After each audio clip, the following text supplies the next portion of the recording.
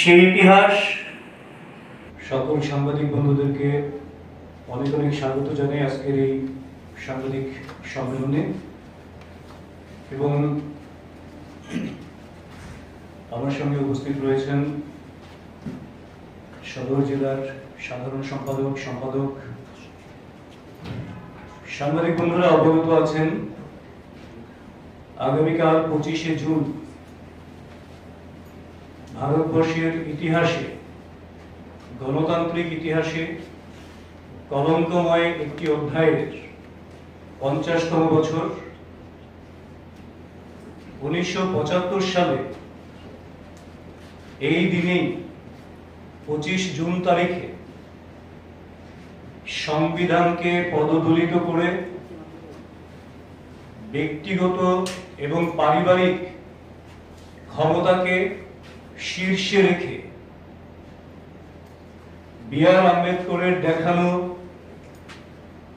যে সাংবিধানিক রীতিনীতি তাকে ধূলিসাৎ করে দিয়ে গণতন্ত্রের কবর রচনার এক ইতিহাস রচিত হয়েছিল।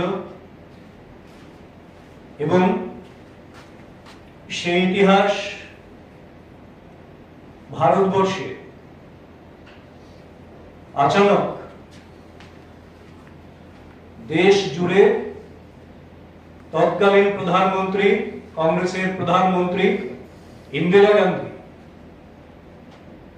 25 জুন মধ্যরাতে গণতন্ত্রের কবর রচনা করে দেশ জুড়ে জরুরি অবস্থা ঘোষণা করেছিলেন।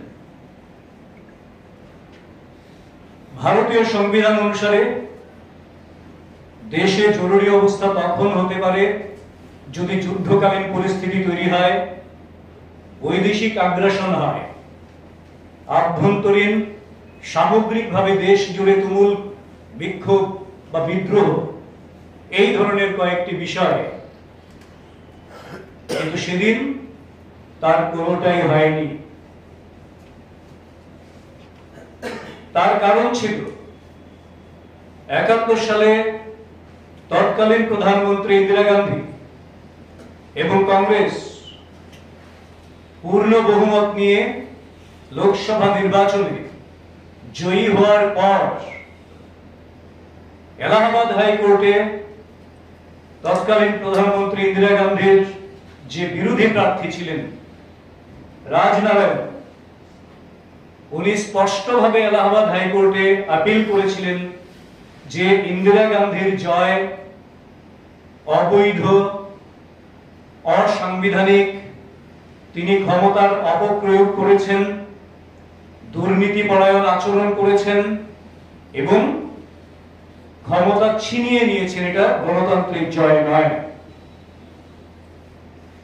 সেই আপিলের পর অনেকদিন স্বাভাবিকভাবে কোর্টের যে প্রসিডিউর হয় সেটা চলছিল এবং 1975 সালের 12ই জুন এলাহাবাদ হাইকোর্ট আদেশ দেয় যে ইন্দিরা গান্ধীর জয় একেবারেই অগণতান্ত্রিক ছিল, ক্ষমতার অপব্যবহার হয়েছিল, দুর্নীতিপরায়ণ আচরণ হয়েছিল এবং তাকে বলা হয় 6 বছরের জন্য প্রধানমন্ত্রীর দায়িত্বে বা সাংবিধানিক দায়িত্বে থাকার কোনো অধিকার তার নেই। অযোগ্য ঘোষণা করা হয় তাকে এবং এই অযোগ্য ঘোষণা করার পর বলা হয় 6 বছর তিনি আর কোনো নির্বাচিত পদে থাকতে পারবেন না এবং সেই সঙ্গে তার নির্বাচনের যখন দেখলেন ক্ষমতাচ্যুত হচ্ছেন, তড়িঘড়ি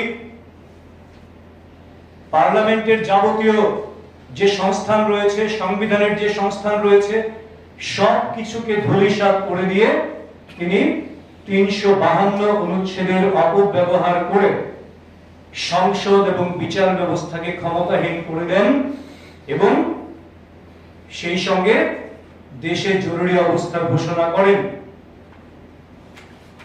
আমরা লক্ষ্য করেছি তার কারণ হিসেবে তিনি উল্লেখ করেছিলেন কি আভ্যন্তরীণ অস্থিরতা, অথচ তখনকার ভারতবর্ষে কোনো আভ্যন্তরীণ অস্থিরতা সেই অর্থে ছিল না।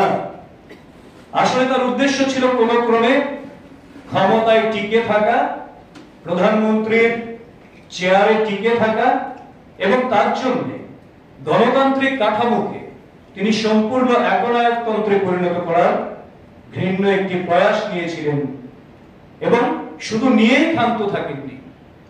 তারপর গোটা দেশের সাংবাদিক বন্ধুদের থেকে শুরু করে, বুদ্ধিজীবী থেকে শুরু করে, শিল্পী সাহিত্যিক থেকে শুরু করে, রাজনৈতিক ব্যক্তিত্ব থেকে শুরু করে ক্রমাগত সবার উপর ধারাবাহিক আক্রমণ সংঘটিত করেছেন। প্রথমে যেটা করেছিলেন, সংবাদপত্রের স্বাধীনতা হরণ করার জন্য সংবাদ মাধ্যমের বিদ্যুৎ সংযোগ ছিন্ন করে দিয়েছিলেন, এবং সেই সঙ্গে 21 মাস ধরে চলা এই প্রক্রিয়ায় 7,000-এর উপর সংবাদপত্র কর্মী বা বিভিন্ন মিডিয়ার সঙ্গে যারা যুক্ত রয়েছেন তাদেরকে অ্যারেস্ট করা হয়েছিল, গ্রেফতার করা হয়েছিল, কোনো কারণ ছিল না। এবং বিভিন্ন সোশ্যাল মিডিয়া প্ল্যাটফর্মে ভারতবর্ষের বাইরেও এই কংগ্রেসের নেতৃত্বের একটা অংশ, যার মধ্যে অন্যতম রাহুল গান্ধী, তিনিও গিয়ে কি করছেন, ভারতের শৌর্য, বীর্য, সম্মান এইগুলিকে প্রশ্নের মুখে দাঁড় করিয়ে ভারতবর্ষের উত্থানকে খাটো করার চেষ্টা করছেন। সেটাও তাদের সেই সময়কার 50 বছর আগের যে তাদের মানসিকতা ছিল, সেই মানসিকতারই প্রতিফলন হিসেবে আমরা মনে করি।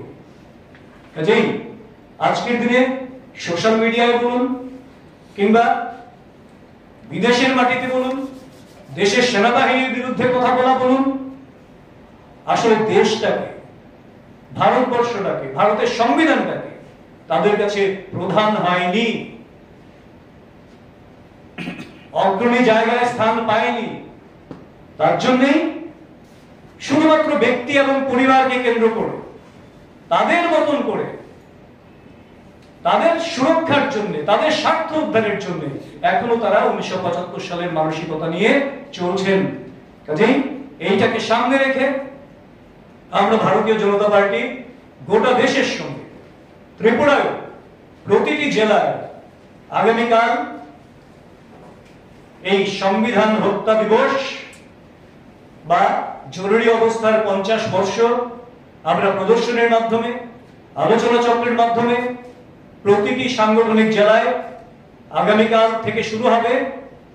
8টি জেলায় আগামীকাল আমাদের কার্যসূচি হবে।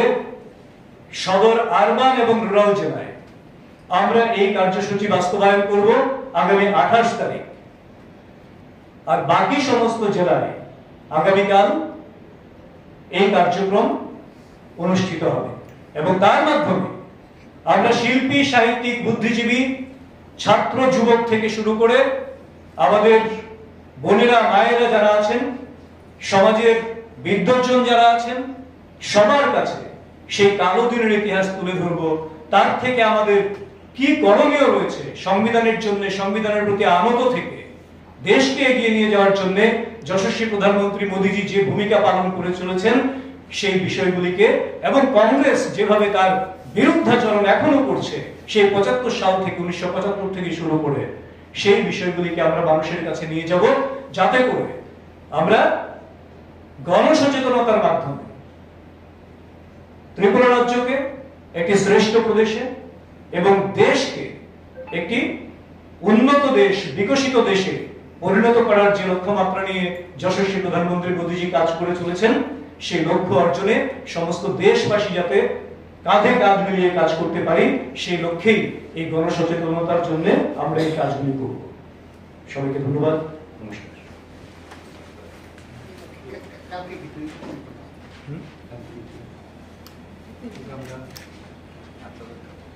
আগামীকাল সদর, আরবান এবং রুরাল বাদ দিয়ে বাকি 8টি জেলায় প্রদর্শনী হবে প্রথমত, এবং এই বিষয়ে 3 জন করে বক্তা রাজ্য থেকে স্থির করে দেওয়া হয়েছে। 3 জন করে বক্তা, সঙ্গে জেলা সভাপতি বা অন্যান্য নেতৃত্ব থাকবেন।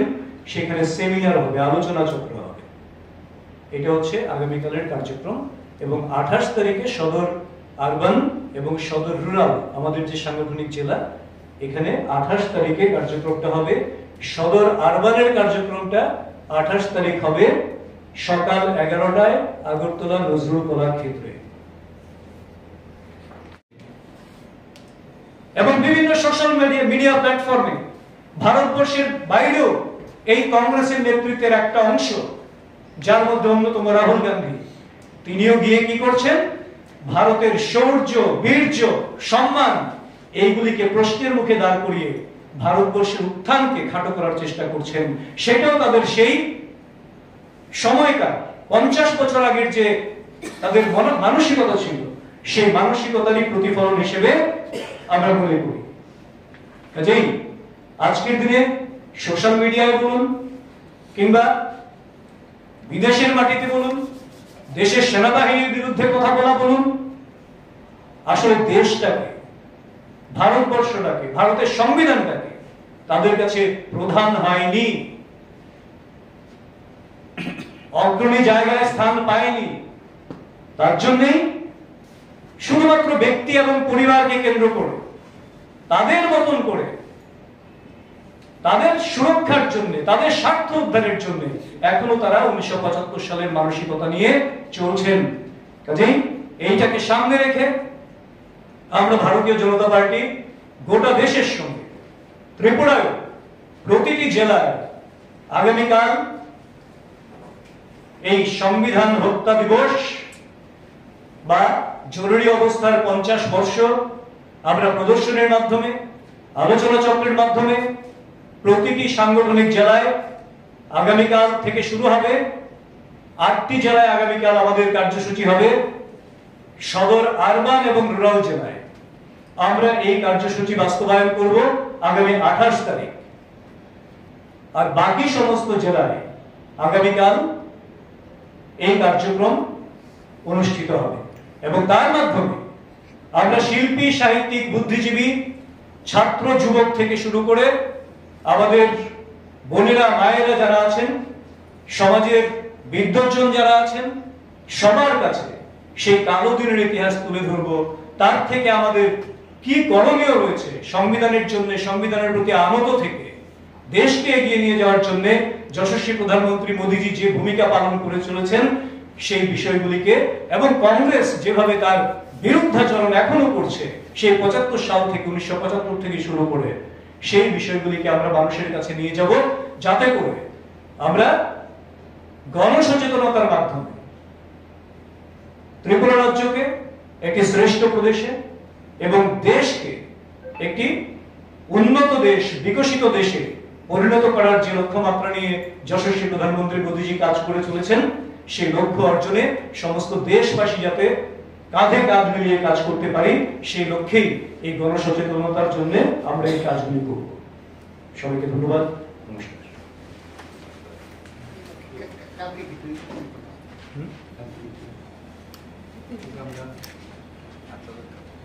আগামীকাল সদর, আরবান এবং রুরাল বাদ দিয়ে বাকি 8টি জেলায় প্রদর্শনী হবে প্রথমত, এবং এই বিষয়ে 3 জন করে বক্তা রাজ্য থেকে স্থির করে দেওয়া হয়েছে।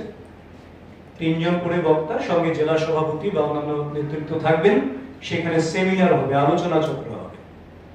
এটা হচ্ছে আগামীকালের কার্যক্রম। এবং 28 তারিখে সদর আরবান এবং সদর রুরাল, আমাদের যে সাংগঠনিক জেলা, এখানে 28 তারিখে কার্যক্রমটা হবে। সদর আরবানের কার্যক্রমটা 28 তারিখ হবে সকাল 11টায় আগরতলা নজরুল কলাক্ষেত্রে।